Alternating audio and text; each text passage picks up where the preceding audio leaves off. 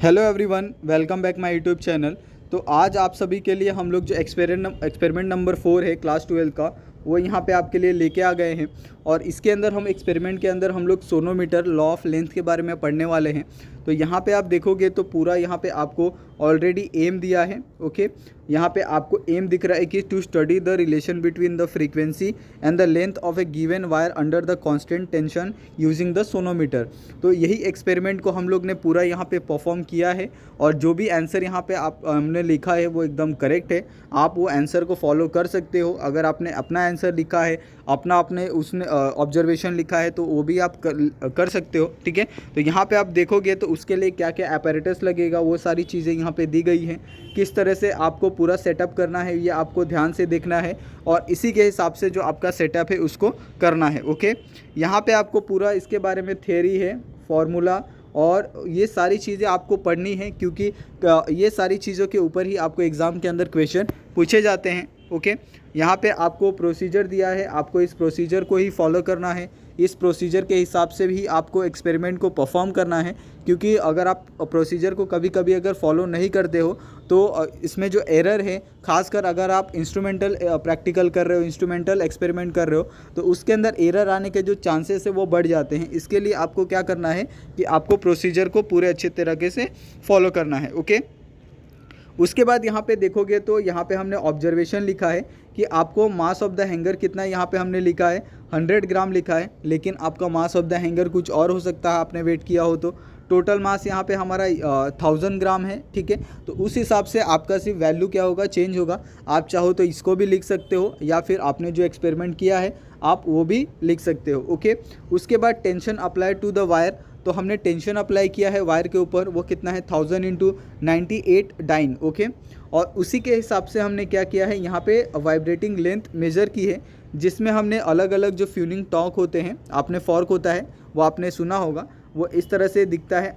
ठीक है, इस तरह से दिखता है। इसको हम लोग क्या करते हैं, एक चीज़ पे हैमर से मतलब मारते हैं और उससे जो ट्यूनिंग आती है उस ट्यूनिंग से ही हमें पता चलता है कि उसकी जो फ्रीक्वेंसी है, वाइब्रेटिंग फ्रीक्वेंसी, वो कितनी है। ओके, तो यहाँ पे हमने अलग अलग चार तरीके 5 तरीके के अलग अलग ट्यूनिंग फॉर्क लिए हैं, जैसे 512 हो गया, 426, 380, 152 और 320 12.4 का। ओके, और उस हिसाब से यहाँ पे देखोगे तो vibrating length of the wire दिया है आपको। ठीक है, ये आपको देखने के लिए मिल रहा है vibrating length of the wire, जिससे L1 हो गया, L2 हो गया।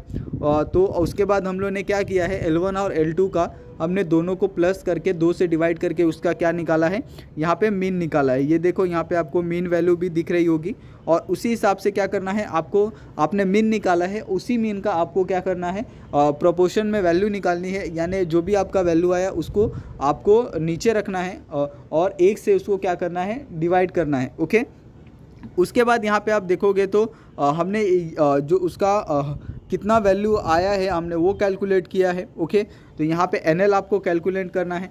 N यानी आपका जो फ्रीक्वेंसी ट्यूनिंग फॉर्क हो गया और L यानी आपका जो लेंथ आया है, मीन वैल्यू आया है, उसके हिसाब से आप दोनों को मल्टीप्लाई कीजिए और आपको ये वाली जो वैल्यू है वो आपको यहाँ पे मिलने वाली है।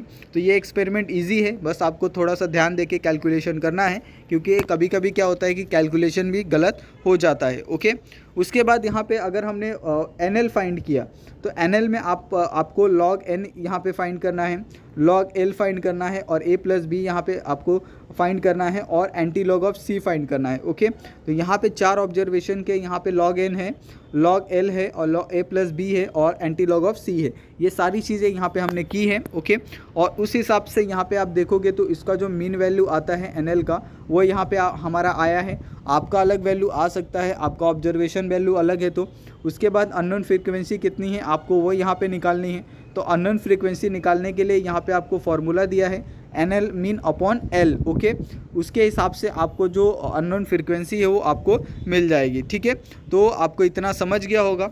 उसके बाद यहाँ पे आपको जो ग्राफ आता है कि आप ग्राफ किस तरह से प्लॉट करते हो, क्योंकि ग्राफ होता है कभी कभी इंपॉर्टेंट हो जाता है कि बहुत से बच्चे क्या करते हैं, ग्राफ में गलतियाँ कर देते हैं। तो यहाँ पर आप देख सकते हो ये पूरा ग्राफ है हमारे पास। पहले तो हमने एक्स एक्सिस लिया है और यहाँ पे वाई एक्सिस लिया है। ओके, और इस हिसाब से हमने क्या किया है, यहाँ पे अगर एक्स एक्सिस पे देखोगे तो हमने एन की वैल्यू ली है, ये देखिए, और वाई पे हमने 1/L की वैल्यू ली है। ओके, और उस हिसाब से हमारा ग्राफ प्लॉट किया है। तो हमारा जो ग्राफ आया है वो कैसा है, स्ट्रेट लाइन ग्राफ आया है। ओके, तो इस तरीके से ही आपका भी जो ग्राफ है वो आएगा। जैसे जैसे आप क्या बढ़ते जाओगे ट्यूनिंग फॉर्क में, वैसे वैसे जो आपका वाइब्रेशनल फ्रीक्वेंसी है वो भी क्या हो जाएगी, बढ़ते जाएगी। तो उसी के हिसाब से यहाँ पे आपको ग्राफ आने वाला है। ओके, तो आई होप आपको समझ गया होगा। यहाँ पे आप देख सकते हो ग्राफ आपका किस तरह से आएगा। ठीक है, उसके बाद अगर हम लोग यहाँ पे रिजल्ट की बात करें तो रिजल्ट यहाँ पे आपको लिखना है, जो भी आपका NL की वैल्यू आई है वो यहाँ पे आपको लिखनी है। उसके बाद यहाँ पे आपको the graph of reciprocal of the vibrating length वो कितना है। उसके बाद unknown frequency of tuning folk by the calculation के हिसाब से आपने ट्यूनिंग फोक का अननोन वैल्यू क्या निकाला है। ओके, उसके बाद fourth unknown frequency of the tuning folk by the graph, और ग्राफ के हिसाब से आपका कितना वैल्यू आया है वो दोनों चीज़ों को यहाँ पे लिखना है। ओके, उसके बाद यहाँ पे कुछ प्रिकॉशन दिए हैं, वो प्रिकॉशन आपको रीड करके आपको फॉलो करना होता है। उसके बाद यहाँ पे आप देखोगे तो आपको क्वेश्चन आंसर पूछे गए हैं आपके जो एक्सपेरिमेंट है उसके ऊपर। तो यहाँ पे पहला क्वेश्चन क्या पूछा है कि state the law of the length of vibrating string. तो यहाँ पे आपको लॉ पूछा है length of the vibrating string का। सेकंड क्वेश्चन है what is the fundamental mode of vibration. तो कौन कौन से फंडामेंटल मोड्स होते हैं वाइब्रेशन के, वो यहाँ पे आपको पूछा है। ओके, उसके बाद यहाँ पे व्हाट इज़ द रेजोनेंस। तो रेजोनेंस क्या होता है फिजिक्स के अंदर, ये यहाँ पे आपको पूछा है। रेजोनेंस आपने अगर सुना होगा तो केमिस्ट्री के अंदर सुना होगा, लेकिन फिजिक्स के अंदर का रेजोनेंस क्या होता है वो यहाँ पे आपको एक्सप्लेन करना है। ओके, फोर्थ क्वेश्चन है कि what is the force vibration. तो फोर्स वाइब्रेशन क्या होता है उसको आपको यहाँ पे एक्सप्लेन करना है। ओके, और सारा चीज़ का जो आंसर है यहाँ पे ऑलरेडी दिया है, तो आपको टेंशन लेने की बात नहीं है। ओके, उसके बाद यहाँ पे अगर आप फिफ्थ वाला क्वेश्चन देखोगे कि explain why the holes are kept on one side of the sonometer box. तो आपने अगर सोनोमीटर बॉक्स देखा होगा तो उसके अंदर जो होल्स होते हैं वो एक ही साइड पे होते हैं, आपने देखा होगा। ओके, तो ऐसा क्यों होता है वो आपको यहाँ पे बताना है। ओके, और ये रीज़न आप सोचिए थोड़ा, क्योंकि अगर आप फिजिक्स पढ़ रहे हो तो फिजिक्स सारा लॉजिक के ऊपर बेस है। अगर आप लॉजिक के हिसाब से, लॉ के हिसाब से अगर काम करते हो तो कभी भी गलत नहीं हो सकते। ओके, फिजिक्स के अंदर तो ये सारी चीज़ें आपको थोड़ी सोचनी होती है। बस आपका कॉन्सेप्ट अगर क्लियर है तो आप हर एक चीज़ का आंसर दे सकते हो। तो आई होप आपको ये जो पूरा एक्सपेरिमेंट है वो आपको अच्छे से समझ आया होगा। अगर फिर भी अगर आपको कोई डाउट लगता है तो आप लोग मुझे कमेंट कर सकते हो और मैं वहाँ पे आपको आंसर बता दूंगा। तो आई होप आपको वीडियो पसंद आया हो तो वीडियो को लाइक कीजिए, चैनल को सब्सक्राइब कर लीजिए और अपने दोस्तों के साथ भी इस वीडियो को शेयर कर दीजिए। Thank you so much guys, हम लोग मिलते हैं नेक्स्ट वीडियो में।